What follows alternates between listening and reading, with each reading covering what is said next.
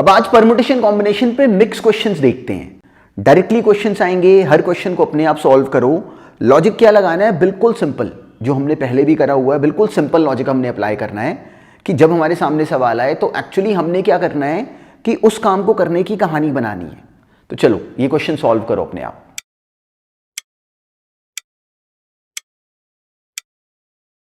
कोई ट्रिक नहीं थी, बस हमने इस लैंग्वेज को सही हैंडल करना था। हमें गिवन था कि a student is allowed to select at most n books from a collection of 2n+1 books. Total number of ways in which he can select at least one book is 63. तो अब वो कैसे select करता है at least one book? अब इस question में अगर हम बिल्कुल बेसिक सेंस अगर बनाएं तो बिल्कुल हमारे माइंड में आना चाहिए था कि वो ये काम कैसे करेगा। तो वो 2n+1 बुक्स में से या तो वो एक बुक सेलेक्ट करता है, या फिर दो, या फिर तीन, या फिर एट मोस्ट n। तो हमारे माइंड में एक पिक्चर बनी कि 2n+1 C1 plus 2n+1 C2 ऐसे 2n+1 Cn तक का हमें सम गिवन है कि वो 63 है। तो हमने वो तो पैटर्न बना लिया। अब द ट्रबल वॉज दिस कि हम डायरेक्टली इस एक्सप्रेशन को जानते नहीं थे, तो अब इसमें हमने बहुत थोड़ी सी सोच के मैनिपुलेशन करनी थी and that was the question. बहुत बेसिक सा सवाल था वैसे ये। अब ये सोचो कि इसके साथ अगर एक 2n+1 C0 अगर ऐड कर दिया जाए, 2n+1 C0 क्या बनता है? 1, तो इधर भी 1 ऐड हो गया, तो ये बन गया 64। अब ये सोचो कि 2n+1 Cn के बाद नेक्स्ट टर्म क्या होती है? 2n+1 Cn+1, और 2n+1 Cn+1 हमें क्लैरिटी है कि 2n+1 Cn के बराबर ही होगा। NCR NCn-R के बराबर होता है। इनफैक्ट इसके बाद वाली अगर इसको 2n+1 C 2n+1 तक अगर कंप्लीट कराएं तो इसके बाद वाली सारी की सारी टर्म्स यही बनती रिवर्स ऑर्डर में। 2n+1 C0 2n+1 C 2n+1 के बराबर होता। तो इस पूरे का सम कितना होता है? 2 की पावर 2n+1। अगर इस पूरे का सम करा जाता तो वो 2 की पावर 2n+1 हो जाता। तो पूरे का सम 2 की पावर 2n+1 होता। तो इस केस में ये उसका हाफ था। तो सिंपली हमें क्लैरिटी थी कि जो हमें दिया गया था वो एक्चुअली हाफ ऑफ 2 की पावर 2n+1 था। वो क्या बन गया? सिंपली 2 की पावर 2n, जो कि इस केस में 64 के बराबर था।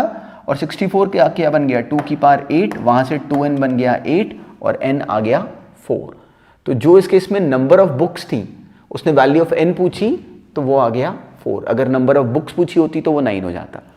पर देखो इसमें there was no trick, simple सा क्वेश्चन था, ये हुआ भी होगा अपने आप।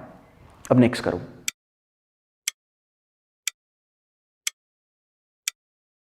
अब इस क्वेश्चन का भी बेसिक मोटिव क्या था कि हमें कहा गया कि बताओ इस नंबर, सिंपल सा नंबर था 480, इसके कितने ऐसे डिवाइसेस होंगे that are of the form 4n+2। तो अब सबसे पहला सवाल क्या था कि हमें ये तो समझो कि इसके डिवाइसेस हम बनाएंगे कैसे। डिवाइजर कैसे बनाते? अगर हम 480 को अगर मान लो फैक्टराइज कर लें तो 2 की पावर 5, 3 की पावर 1, 5 की power 1, simply 32 into 5 which is 160 into 3 that is 480। तो अब ये सोचो कि अगर हमें कोई सिंपल सा क्वेश्चन देता कभी किसी नंबर का डिवाइजर बनाने का, तो डिवाइजर कैसे बनाते? हमें समझ में आता कि डिवाइजर कैसे बनता। देखो हमारे पास 5 2 हैं, 2 कितने हैं इस केस में? 5, 3 कितने हैं? 1, 5 कितने हैं? 1। तो अगर हमने इसका एक डिवाइजर बनाना है तो डिवाइजर बनाने के लिए हमें क्या करना चाहिए?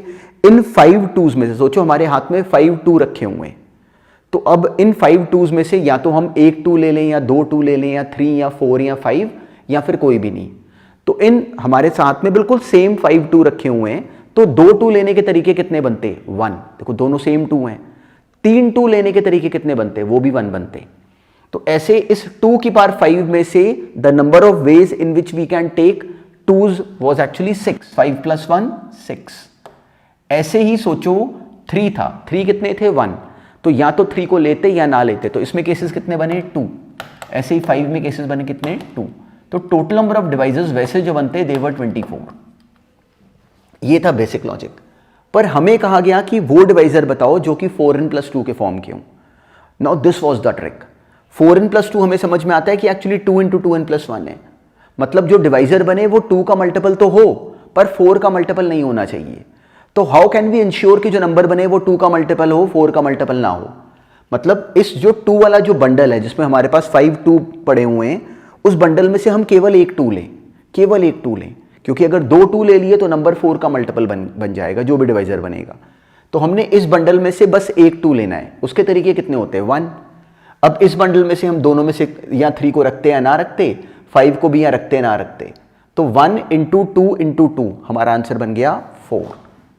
ये क्वेश्चन भी IIT में आया हुआ है, पर अब देखो इसको वहां पे हमने लैंग्वेज से पकड़ना कैसे था। तो इन सारे क्वेश्चंस का पर्पस क्या है कि एक बार हम लोग का पूरा ये टॉपिक ब्रश अप हो जाए कि जब इसमें सवाल आएगा तो हम बिल्कुल ऐसे पेन बंद करके बोलेंगे। तो कोई इस लाइन का मतलब समझना, पेन बंद करके का मतलब हुआ कि without writing anything will start to think कि इस क्वेश्चन का प्रोसेस क्या बनाए, उसकी स्टोरी क्या बनाए। जैसी वो हमने राइट बना दी उसके बाद उसमें कोई ट्रिक नहीं होती। अब नेक्स्ट करो।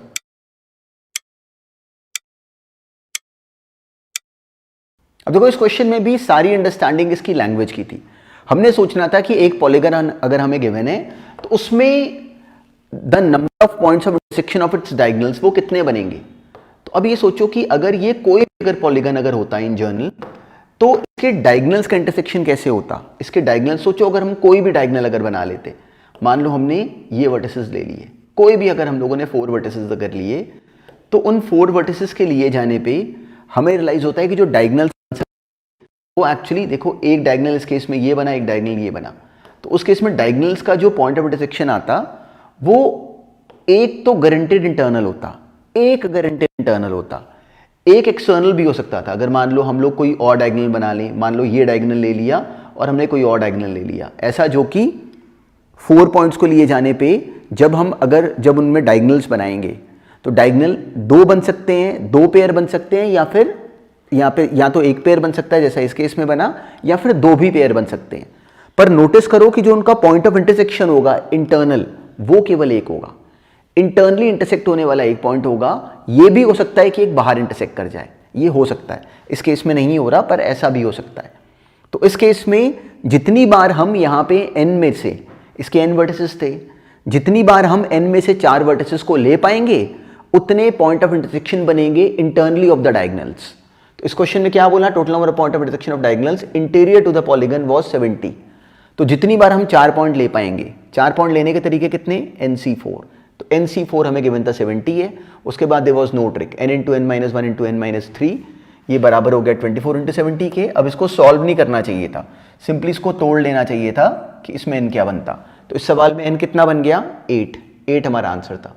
तो उसने then total number of diagonals पूछे, तो डायगोनल्स कितने होते हैं पॉलीगन में, n अगर 8 आ गया तो डायगोनल्स कितने बन जाते हैं, simply NC2 minus n, that was 8C2 minus 8। तो in this case this is 8C2 is what, 8 into 7 by 2 which is 28 minus 8 which is 20। तो देखो इसको ब्रेक कैसे करा। इसमें ये लैंग्वेज इस तरह के हमने बेसिक सवाल देखे होते हैं। अब डायगोनल कितने बनते हैं उसके अंदर हमें क्लैरिटी है, टोटल वर्टिसेस कितने n, डायगोनल कितने बनते हैं NC2 टोटल लाइंस बनती, उसमें से हमने साइड्स माइनस करी तो ये नंबर ऑफ डायगोनल्स आ गए which is NC2 minus n। अब नेक्स्ट करो।